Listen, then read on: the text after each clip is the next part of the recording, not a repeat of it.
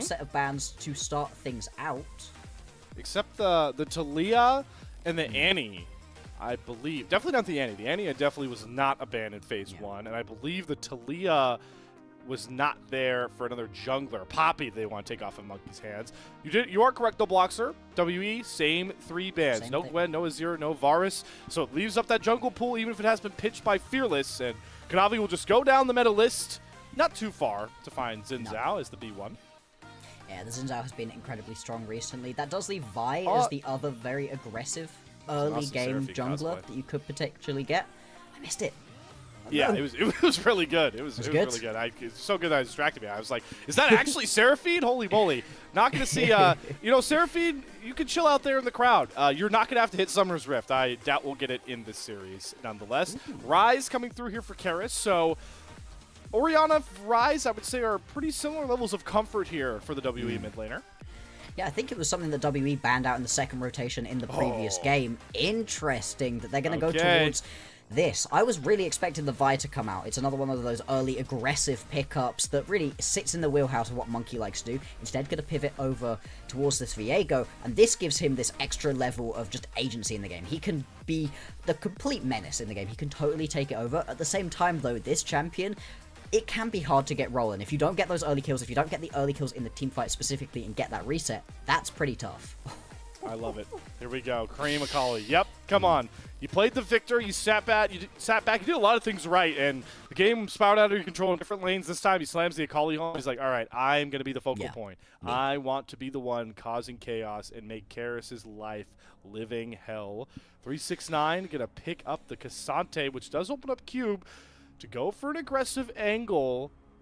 But, again, Cube, we need to see you contribute on something that's not Sion, and he's gone completely out of the tank wheelhouse altogether here, Bloxer, and Bessa into Cassante.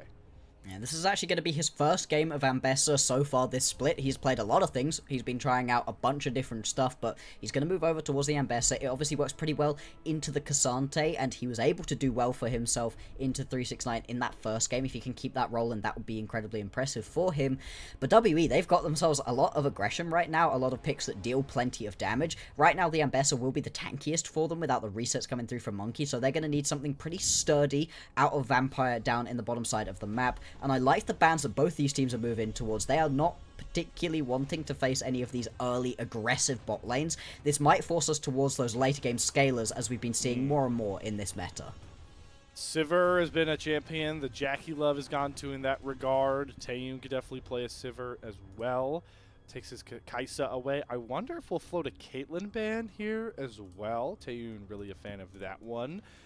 But the rest of the composition here for WE, I don't think you can really afford to pair a Caitlyn with one of those enchanters, like a Caitlyn Lux, for say. That doesn't work in this comp. You really need, if you're WE, a main engage tool to put next to this Viego and this Ambessa, especially. Two champions who ults are so reliant on setup. Absolutely. If you can get yourself something like the Leona, the Nautilus that I know he goes towards quite a lot, the Rel as well could also work well in this situation. Ali, another one of those champions. Just go in, be nice and tanky. Vampire's Ali's not been looking so hot recently. That's the only reason I didn't mention it. It's been a little bit of a weaker pickup for him. Still, it gives you what you needed in this situation. Not MSI TES, though. Okay, it's going to be Kalista locked in. You are right to be a little bit worried. The Renata, I think, is the better part of this, right? You love pairing these two champions together. It gives you quite a lot of aggression early on. And I think having that hostile takeover with a composition that's very much looking to jump at you as WE works really well. Oh, I would love this from Taeyoon. It doesn't have a lot of 6 games, but it just really is such a denial here. You see the Kalista Renata. They're screaming out, all right, we want to get a little swifty in lane here, try and battle. I'm going to pick Alistar Ziggs. I was about to say V for Viego. Ziggs, which, I mean, like, come on. Satchel Charge, Headbutt, Pulverize, Tanky Alistar. You have now effectively neutralized bottom lane, and that's got to annoy TES. That is really frustrating for them, especially because so many of these aggressive bot laners were taken off of the board. They've moved to one of the ones that maybe isn't actually in the strongest spot at the moment overall, and then you get to neutralize it outright here. And it also works in this composition because you've already got Cube and Monki to be your big AD threats. You're not so worried about not having a nice enough damage profile, and that all of a sudden you're going to end up with a 369 that you simply can't kill. He's still going to be under threat from all of these champions, and I think it makes it very, very interesting. Once we get into these big team fights, trying to set yourself up to get yourself one of these big ultis off for Taeyoon, that could be a really, really exciting way for them to be able to win some of these team fights. This is a really fun comp that W have put together to sort of create coverage across a lot of styles and win cons. You have the Ziggs now in the Rise, which provide pretty good range. I think that counters what you wanted out of this Renata. Now, W isn't so reliant on a comp running at their opponent and having to win that way. Because you are, in that aspect, you've got a Viego and a Bessa, right? And an Alistar, which can also fit that mold. You also have scaling, range, and kill threat. Not sad anymore on stage, though, Bloxer. Looks like we got through our technical issue, and we will be getting back on stage here into the Rift for Game 2 between Top Esports and Team WE. And the most fun part, the most traditional part here, obviously about the LPL. The Jayos, which have been surprisingly split in Team WE's home arena.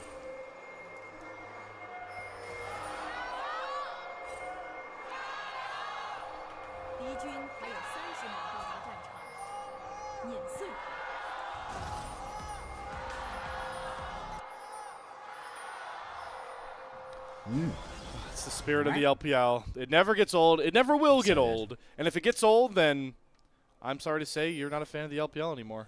Yep, I said it. It's so good. So good. And it's great to hear people properly cheering for W. Yes, it's their home arena, right? That does increase the likelihood that somebody's going to be excited for your team. At least you'd hope so. But still, for a team going 0-4 to still have all their supporters out excited about them, hearing the cheers come through pretty even alongside Top Esports is nice to hear.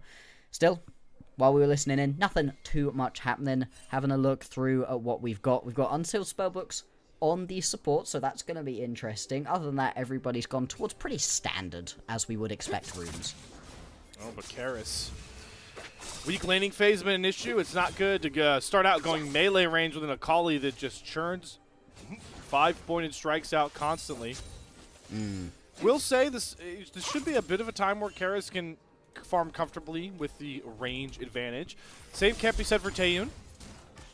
Try to play an AP damage dealer on the bot side with a level 1 Alistar. They are definitely going to be getting a wave shoved into them. The question that becomes that I have for you, Bloxer, is Vampire actually, wow, nice headbutt into the bomb that already whiffed. That's just some synergy in that bottom lane. Don't worry, I got you, bud. I got you. You won't miss. You won't be missing any of these bombs anymore. But the question I wanted to pose was, I wonder if we'll see any aggressive jungle invades on the bot side as Vampire. Buddy, we just talked about TES disrespecting you in game 1. Let's not give him any avenues this time around. Absolutely, you cannot be stepping forwards like that and putting yourself into a hole. That first headbutt, I thought he was going to immediately have it turned around on him. Luckily, it was still the level 1s. Your opponents get level 2 and you still go for a headbutt as the Alistar, always going to get punished, and that's going to allow this nice juicy wave to be pushed in underneath the tower. You can go for the early reset if you want as TS, or they can just kind of stick it around and just keep the pressure up. Monki obviously had some very unique clears in game 1. It looks like he started his chickens, cleared out his bot side, and now making the longer walk back up towards his Krugs and red buff. That does give Kanavi a bit of a quicker timer. And like we talked, like I wanted to talk about before the bottom lane started slugging it out. Wonder if that opens up, maybe not a gank opportunity, but an opportunity to at least get some forward wards down to continue to track Monki on his path. Exactly, you're very much not expecting to actually be able to gank down onto this bottom lane. The push was pretty much always going to come through, as you highlighted, Slayer. But it does at least allow you to, like you said, put ward down, get yourself the Scuttlecrab bot side as well, and that's just going to make this bot lane seem a hell of a lot safer right here for TES to just keep up that pressure and make it uncomfortable for Taeyoon to play. Talk about it from draft, though. 369 had the carry top lane into tank matchup. Now has it reversed, so he's definitely hurting for mana. We'll have to take a reset here. Cube will be in a pretty good tempo spot. Or Does Monki really want to continue to aggress more? He was stepping towards a dive, but this is a Cassante. Even without mana, Risky. can be a pretty big threat. So he'll reset, and we'll see both our mid laners teleport back on in, including Taeyoon, who gets that TP advantage. That's what you get with the Ziggs pick. And the fact that you're able to take that reset rather than just being constantly stuck under your tower, lest you lose yourself a couple waves of XP, is going to be nice. It makes up for a lot of the sins that the early Ziggs can have, like you said, especially paired up alongside the Alistar. It does now mean that you've got yourself Monki down on the bottom side of the map. Good to see JackeyLove immediately step in around, go put down a couple wards, head back to base. You don't want to be sticking it out bot side right now with a lack of mana, slightly low health, when you know Monki should be in the area. I mean, neither of these teams should be particularly surprised by where their opponents are on the map at the moment. Where do these opponents move into next, though? Especially the junglers. Dragon spawning about 5 seconds. Camp starting to respawn on the top side here for both of our junglers. We go back to that same sort of wave control. Which one of these lanes is going to have push? Because right now, Creme is starting to kind of relax on his positive trades. Still has some health pots to keep him somewhat topped off. Does have the Dark Seal, which I like to see from Creme. Means that he is all about scrapping as early as he can get that ultimate online. And those should be coming soon, as the Dragon does hit the Rift with Kanavi on the bot side for now. And just saw a ping come down from Monki that he's going after his Krugs. It's going to open up the Drake right here, potentially, for TES. They just want to head straight on towards that one with the bot lane pressure that we've been seeing, with what you would expect to be mid lane pressure if Creme wants it. Particularly, he'll get the level 6 right there off of this wave. And now you should be in a good spot to just head up, go towards this Drake. But it is going to be spotted out. Vampire is in the area and is going to witness the multiple members of TES wandering on over to this one. Now, witnessing is already a good thing, Vampire. Flinging Don't yourself go into in. TES Yeah. is a bad thing. So we'll see if he heeds that advice. Karis does have Realm Warp, and Monki is making his way into the bot side jungle. But we have to remember, this is a Kalista TES team. So with the Red Smite, you really shouldn't ever have to 50-50 an objective. And Monki should know that. But he still wants to look for the fight after. He's charging up the stun. Okay. Realm Warp's coming on top of JackeyLove and Hong, who do get separated. But Kanavi and Creme flashing on top of Monki. Just get rid of the Viego before the fight really ever kicks off. And now Karis is trapped in no man's land, asking, where's my jungler? He's back at base, buddy. You got to flash after him alongside Vampire. TES overload and pounce on Monki for the kill. Really nice to see TES just snap engage right there, and it's a mistake out of WE. You don't have yourself item breakpoints at this point. The Ziggs, the Ryze, they're going to need a while to get online. Alistar not going to be particularly tanky at this point in the game either, and the Viego especially really needs to get at least that first item completed to be able to go for these skirmishes. It's not the same thing for TES. They're more than happy to go for that one. And critically, what did we talk about when we talked about what TES needed to get going to be able to win this game? It was get kills onto Creme. He picks up that first blood with the Dark Seal as well. That's going to be an extra little bonus. This is the TS we enjoyed most. The snap decisiveness, even in heated teamfight spots. Kanavi eats this stun. Hong is getting jumped on. But they don't worry. They don't have a care in the world except trying to knock down Karis. And that's enough to silence the play like you called out. So TES, good start. We needed them being on top of the plays on the map early, and they've done just that. Absolutely. Now they need to keep it going. They need to do their best impressions of WE during Game 1 and keep the pressure up. This is a team composition that's not going to do so hot for itself in the later stages of the game. You're going to get outscaled a little bit by WE, so you need to make things work as early on as possible. So far, so good. Now going to be rotating up towards the top side of the map in order to compete for these grubs. Picking up a bunch of grubs right here would be really nice, especially taking it away from a team with a Ryze, who's going to be very happy to sit over on side lanes and push down towers. That is going to be huge. WE, they're going to know this is happening, but again, do they feel confident enough to be able to step up and try to disrupt this play? Doesn't look like it. TES in flow state right now. Kanavi teaming up with this bot side to just take all those more important objectives on the map. Sure, Monki gets some camps back, but you've got those 3 grubs. You've got JackeyLove and Hong ready to switch onto this top side and start taking plays for free. They're just grooving along right now, but they're starting to pick up the beats per minute here on our song of the early game as we are looking for a dive onto Cube. Has flash, has public execution, and it's going to get the TP forced out of Taeyoon.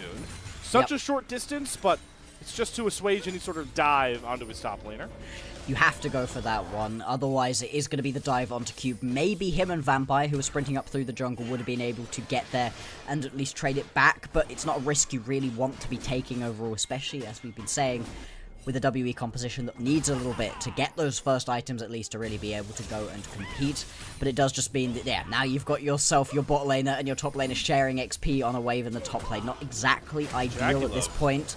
Jackie, what are you doing? Out of position here. He's able to kite himself back safely with limited CC. Costs him his flash, but here comes Fate's call. TS going back forward. Monki responds with a Heartbreaker of his own over the wall into his mist.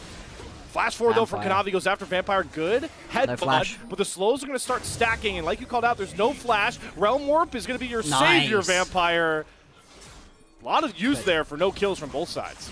Yeah, absolutely. The fact that you now lose your flash onto JackeyLove could be critical going forwards. We'll see if that one's going to be impactful. 1 minute 30 seconds until the next Drake.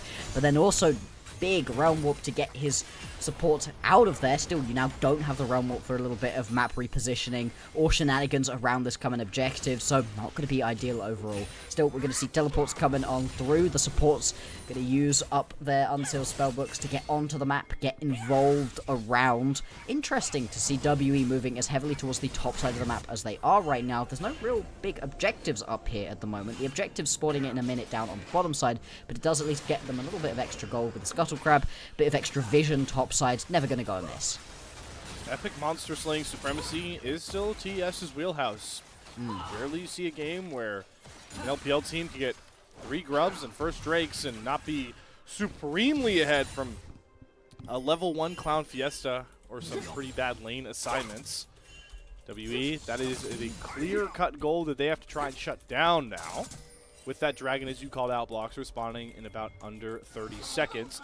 That means, where do these first items really start coming through? We don't have any on the map just yet, but I believe... There we go. It should be, yeah, the Kraken Slayer coming through is one for Monki, but also, yeah, Creme picking up the Rocket Belt, and that, again, is the real big thing to look for. Creme needs to execute these, you know, especially the two mages, the scaling mage threats as often as he can in this phase of the game. Absolutely, and in about 2 seconds time, he's going to have his flash up as well. There you go, that's our Creme Rocket Belt flash. Ulti available here. This is going to be an unlocked Akali right here, and Creme, he's had such a good set of performances so far in this split. If he can have another huge one, he's going to be critical for the win for TES if they want to send us to a game number 3. Dragon up and available. WE, they've got a little bit of a fast track towards the pit right here, and it's pretty hard to step up. You can see the amount of zoning you have available to you because of Taeyoon on this Ziggs makes it pretty hard right here for TS to be able to actually get their vision down and really know what's going on. Glad you called that out, Bloxer. That's a huge focal point for W going forward. We talked about the range. Range advantage means first setup is a nightmare for your opposing team. So TS are going to have to find flank ways to navigate around that. As nobody has yet started up that second Mountain Drake, and there's problems accruing on the other side of the map for WE. 369 has survived the early onslaught and quietly has the biggest gold lead of any head-to-head matchup right now. About 500 gold over his opponent. And TES are snapping onto that dragon. They got that setup control back. It's the Monkey's job to try and navigate the mist invisibility to get close enough. TPs. TP coming through for Cube. His Vampire's off to the side. Creme is stuck between both sides of W's fight. Eats the Rune Prison, eats the stun, but he's buying a lot of time. Hostile Takeover is going to hit on the Vampire, but with the rest of their teammates, public execution forward does not find its mark. Reset comes through for Monki. Now he's going to look to try and chase down with that Akali as the public execution does actually hit onto Kanavi, but Cube, it was a little too early. We are disjointed. They can't figure out where the fight lines are and how to play together, and it's starting to cost them. Luckily, with Taeyoon's satchel charge, it won't be more than just Monki going off, Cube falling off the rift. 0.2 of a second before Cube goes flying in. I was about to say they need to play this one slow, and then immediately, as I open my mouth, Cube just flies into the backline, and it's way too aggressive. You're absolutely right. It's too early. You've got yourself a really good spot right now where TES, they are pincered in. Yes, they picked up the Drake, but you've picked yourself up that initial kill, and you can wait. You can just slowly take people down, use Taeyoon's poke, use Karis' poke, and play this fight out. Instead, because Cube flies in, that's a big part of your damage gone. That's a big part of your front line especially gone. and it turns here the we go. fight on its head. TES happy. This is 369. Yeah, I was about to, I'm saying, this is what 369 does best. Yeah. He's absorbing the pressure, but I'm glad that Monki doesn't push any further. The all-out was available. As we walk back through that fight you were pointing out, not on the right page, WE No. were. The Rune Prison is really, really nice. It tags onto Karis as well, does the hostile takeover, so he does a little bit of damage to his own members, but honestly, these champions don't do that much damage at this point in the game, so the hostile takeover isn't going to be anywhere near as effective. This is wrong. You've got Taeyoon on the top side, you've got Karis on the bottom side, you've got Monki who's now taken over on Akali's body. You just have to wait. You have to play this one a little bit slower, poke people out, then go in alongside Monki. The way that it plays out is disjointed, and that's a problem we've seen from WE. That's a problem that they were able to avoid in the previous game, and that's part of why they were able to win it. It's a whole different style for W compared to Game 1, mainly with Taeyoon on such a adverse champion compared to Israel. I know they both are skill shot reliant, but the way you navigate fights on the Israel compared to the Ziggs can be a lot different, a lot more burst oriented. So you need to see WE kind of get over the growing pains that we've highlighted so many times for them in their 0-4 hold to start split 3. Onto the Rift though. The Herald will hit its pit now. So it'll come across there, and that's where a lot of the attention is going to come to. We still don't have any long lanes with no turrets down yet, so covering wave states is still not too hard for either one of these teams. Yeah, absolutely. You can just absorb a lot of pressure. There's plenty of wave clear available, especially WE. They've got wave clear for days alongside the Rise and the Ziggs, so they're going to be perfectly happy to just keep the pressure up. Herald available. WE, again, they get first move towards the pit, but we saw previously that didn't necessarily help them too much. TES felt comfortable bullying their way in last time. That ward is spawning out this entire Herald take a TS thing. All right, it's time to go for a fight here because WE are pretty split up. They throw Hong into the fray to hit the hostile takeover on the Monki and lock him down. Nowhere to move, but they do trade JackeyLove back out. Who can step up next on this fight? Creme forces the flash out of Cube. The Realm Warp is only going to get Karis out as Vampire pops the Ghost. 80 carry down for TES, but still much more confident in the fight. Absolutely, that was really nice right there out of Hong. He flashes forwards, hostile takeover to just lock up a couple of the members of WE hitting each other. The fight won from that point on. Maybe a little over-aggressive from JackeyLove, steps up a little bit too far, gets taken out, but it was a mess of a team fight anyway. This was no clear battle lines drawn. There was no trenches dug in here. Everybody just jumped on top of each other, and it works out for TES that they've got themselves a composition that likes scrapping like this. And the bigger rewards honestly gained on the back end of that fight. But let's look at the fight once more, Bloxer. Just watch. Watch on. Watch what he does right here. Gets popped in. Boom.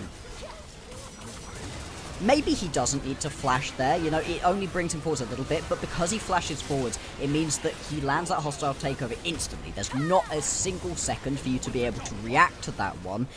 Then again, the flash wasn't available for the Ziggs anyway, so maybe it was a little bit overly aggressive. We'll see if Hong gets caught out somewhere, maybe it hurts, but Unsealed Spellbook, that's what you can do with these supports. It opens up so much more creativity, and it's been very refreshing to see here. This Cube is really just not refreshed, I'd say more anxious about any of these trades in the 369. The classic Cassante conundrum. How low is actually low enough for me to be able to kill this guy on the Mbessa? Yeah. Right now, Yeah. not low enough. We'll see. We'll see if he's going to be able to get a little bit more damage down, get the maths a little bit more in his favor. Rift Herald going to be spawned down on into the mid lane, using this one very early on. A TES going to look to bully out this mid lane tower. It won't die on an initial charge. We'll see if anybody's confident enough to actually ride this one. No, this is going to get the charge off, yes, all but for the dragon. it's a little bit like a waste. Yeah, it's all for this dragon, though. Remember, TES are on soul point. They can grab this Infernal Drake. Karis watching it slowly go down. The advantage of the Callista Wren, I mean, honestly, that alone is what made sure Monki wouldn't go for the steal. That was a bit of caster cursing. Yeah, guys, check out this cool Callista Wren. TES. Dragon on 1 HP. I think it actually was 1 HP. Oh, 100%. Right there. Straight up 1 HP. Yeah, and the interesting thing about using the Rift Herald like that is, yes, it gets you that Drake, it puts you on soul point, that is going to be very impactful, but you do trade it for a tower topside from Cube, right? It's still going to be 1 tower for none, and that opens the map up a little bit extra here. And the fact that you don't manage to fully bully down that mid lane tower is tricky, right? We've been talking already about how WE, they've got themselves a composition with a lot of wave clear. So not being able to knock down that tower with the Rift Herald means that this mid lane tower might stick around for an uncomfortably long time here. And it could become a little bit of a thorn in TES's side. This game feels a lot more even than a lot of the metrics suggest. Okay, the Rune Prison set up into the public execution. One more auto with the Ignite. Creme will fall to Vampire's Ignite. That one Rise auto, the difference maker. Yep. That's what Karis had to go for. He knew that. He knew that it wasn't going to be enough to tick down without, but the second that it lands, yep, that's just going to be one quick kill, and another tower being picked up right here. This is what I mean, right? WE, they're not laying down and just allowing the game to happen to them. They're still making proactive plays across the rest of the map. You can see a lot of pings going down onto this mid lane tower right here from TES, but Taeyoon arrives on the scene. He's going to be able to clear these waves out nice and easily, and that's just a good proactive play out of WE.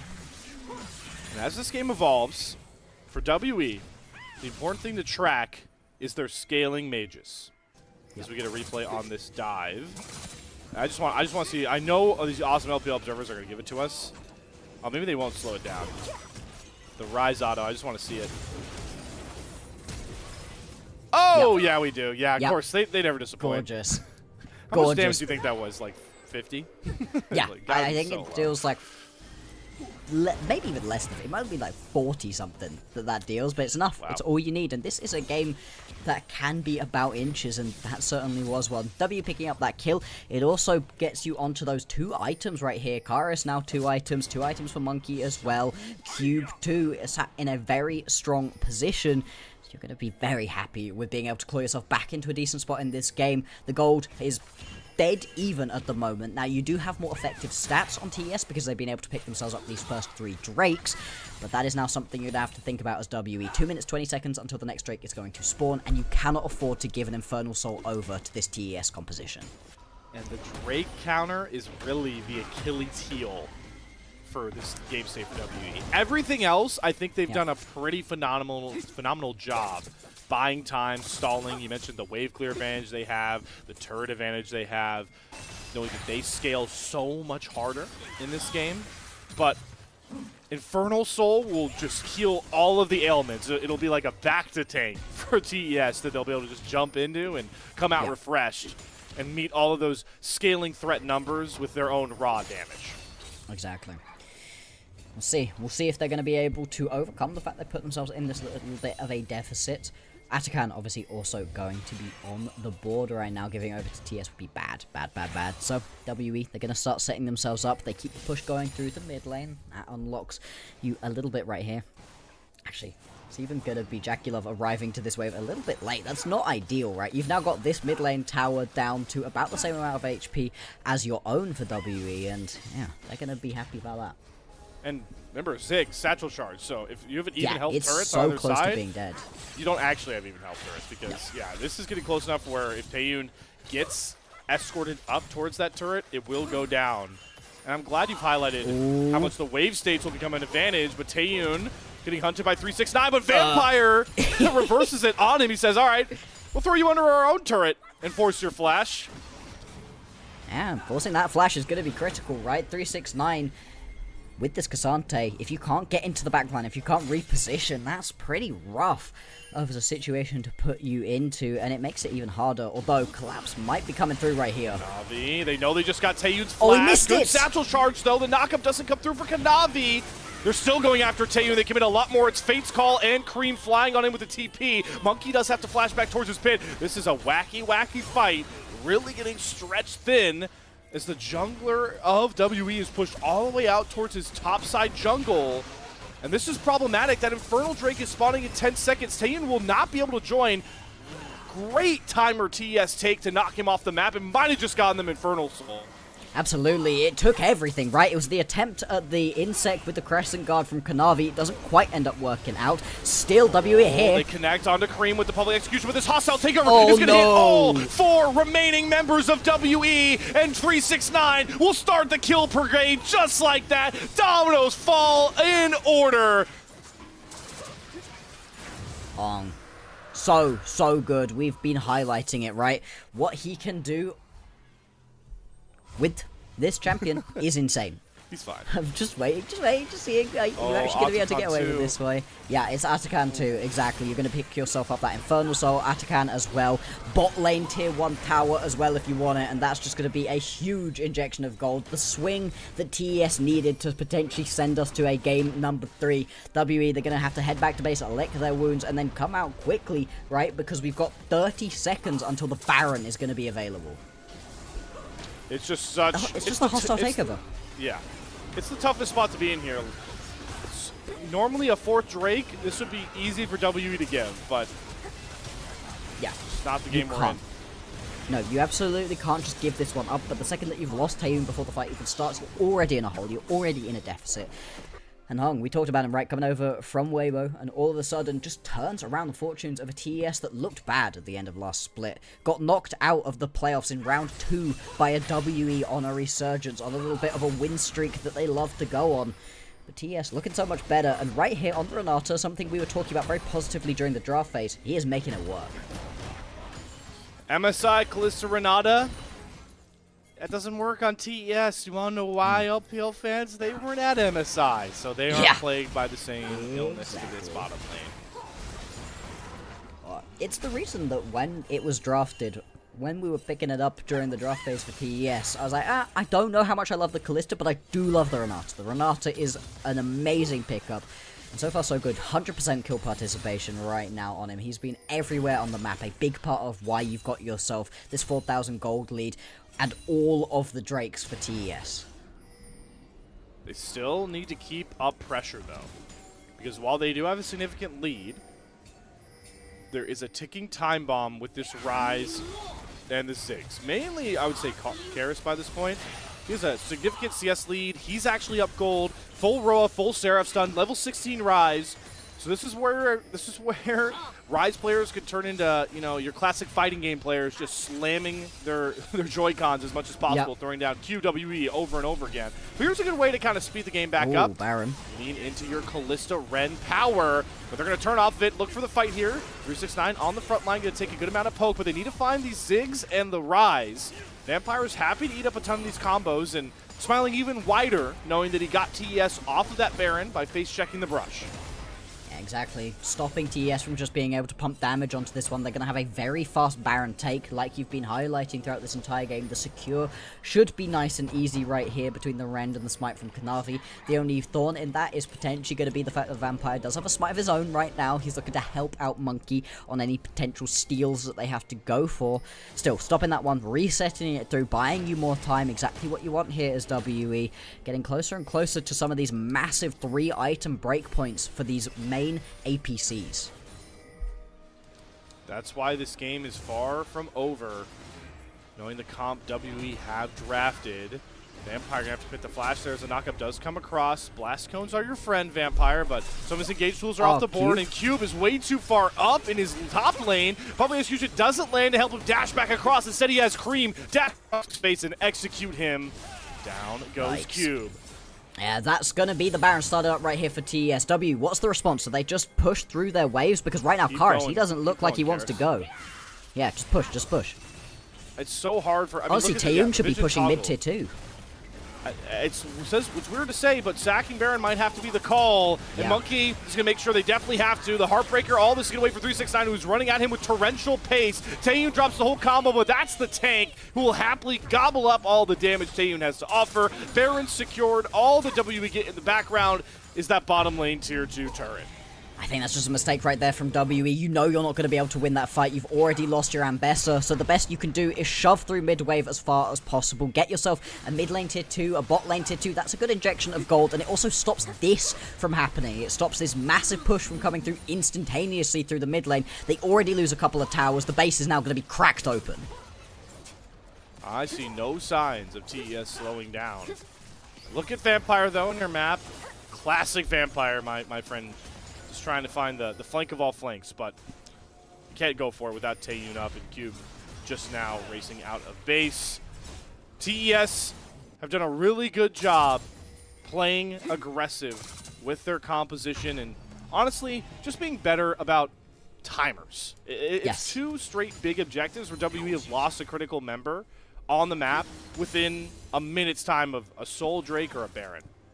Exactly. Every single time TES, they look for a little bit of a pick, find one onto WE who are stepping up alone, not necessarily pushing in the correct situations, and it means that they're just rolling through this game. 6,000 gold lead the advantage with the Soul, with the Atakan, and now with the Baron buff in their back pocket. This is going to take a miracle for WE to get back into this game.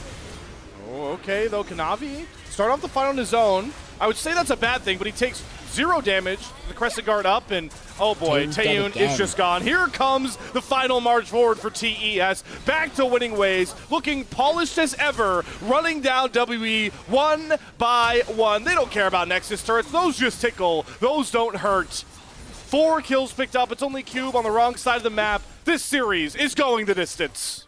Yeah, this is going to go to 3 games. As we highlighted earlier, TES, they haven't actually come back from a Game 1 loss so far this split, but they do this one in dominant fashion. Only 3 deaths are going down, deathless for a couple of their members, and a brilliant, brilliant game to be able to watch. Nexus going to fall. They do it in 30 minutes. We may be in our final split of the year, but both of our teams giving nods to their split 2 form here in this one. WE playing tight against Top Esports in a single game. Check. Top Esports back to their 3-game ways as they push us the distance. Not much to say about this game, Bloxer. Like you pointed out at the end of the Nexus explosion, that was what a first place versus 8th place team should look like on Summer's Rift. It only feels surprising in contrast with what we saw in game number 1, where you're able to play that one so well as WE. But this is the problem for WE. This is the problem with their playstyle and why they're always going to be a bit of a high variance team. They love to get an early lead and just keep running through you. Well, they've drafted themselves a composition that can't play early. That's problem number 1. And then problem number 2, they give that initial kill over to Creme, and all of a sudden they're playing from the back foot, and that's not a position that WE are particularly comfortable in at all. And as the hindsight kind of washes over us, Bloxer, we talked about the draft too. A bit of some head-scratching picks. I, again, wish we had, or at least I had been more observant of it once we got onto the Rift. But when you pick Viego, you want to, add with that or not combat that, add with it winning lanes. So he has the ability to kind of somewhere you can play. Yeah, play, and also just like safety of farming a lot if you want to speed farm. Ziggs, Alistair, you're not winning this lane at all. Rise into Akali, you're not winning that lane. It was just Cube, but again, like we've highlighted it, against 369 in lane, it's not close no matter what champions are picked. Yeah, exactly. Even with the counter picks, you're expecting to still just, go even. And that's a good thing. I'm not mad at Cube for going even in that lane and not losing out onto any solo kills. That's fine. But it still means that that's not going to be a lane you can particularly play around. And Monki, with the champion and with the playstyle that he has, wants to get aggressive. We saw it in the previous game where even though they had a couple of overly pushing lanes and it meant it was hard for him to gank, we'll dive. We'll go for these aggressive plays anyway. We'll get into our opposition's jungle. In this game, he was the one being given the runaround, wasn't allowed to play his game, and it felt like the Viego just never got involved. It's going to actually be very interesting to see the damage dealt. Not necessarily for Top Esports, I'm expecting that the damage dealt is just lots, but for WE, who was actually able to get involved, because it doesn't feel like any of their carries are really able to do anything. Pretty constricted they were nonetheless. Yeah, oh my god, great call, Bloxer.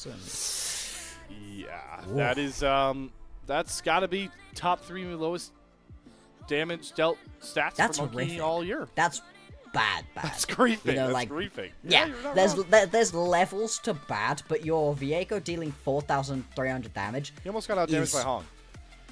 He almost gets out damaged by Hong, which is. Does the damage dealt on the Renata ulti go to him? Wow, you're asking. You know who would answer that? Me is supposed to be the answer to that question. You know who also could answer that? Yeah. The lovely people over at ProDiff. True. They would know the answer to that LPL question. 10 is your code. I'm actually not sure. If it doesn't, and Hung almost damaged him when it was hostile taker going the other ways, that would be insane. Sure. Well, I don't know. I'm totally diametrically opposed. Tweet at us if you know the answer. That'll be a fun one. I'm sure you guys were talking about it in chat. Tweet at us to let us know which one. Yeah. Because, I'm trying to... Renata doesn't have enough damage-dealing abilities, I think, to get that high up on her own either. Yeah.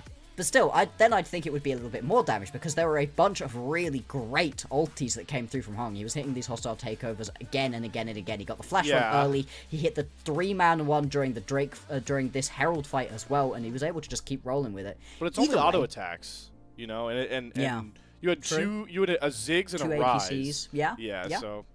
You know what I've deduced from our research project we've done here, Bloxer? I think it does count. I think it does count. I would agree with that. Still, even with hostile takeover dealing that damage and giving it over, the fact that you nearly get out damaged by a support is embarrassing in almost every single situation. And with a VA go, it's untenable, right? That 4,300 damage that he did is less health than you're going to have at the end of the game right here with 369. So you can't play it out like that. You cannot make that work. And so this is one of the things we've been talking about for WE and issues with them. They need to draft compositions that play super early on. Part of the problem for them, I think, is that in this game, both them and Top Esports banned away a ton of the best bot lane duos that we would expect to see, and it meant that they were forced onto something that wanted to play a little bit later on, and they just didn't have the lanes to make it work. Yeah, in my head, I wanted to see the Caitlyn from Taeyoon. I was like, okay, that would have given Vampire pushing lane, but then you wouldn't likely have gotten a good engage support for Vampire.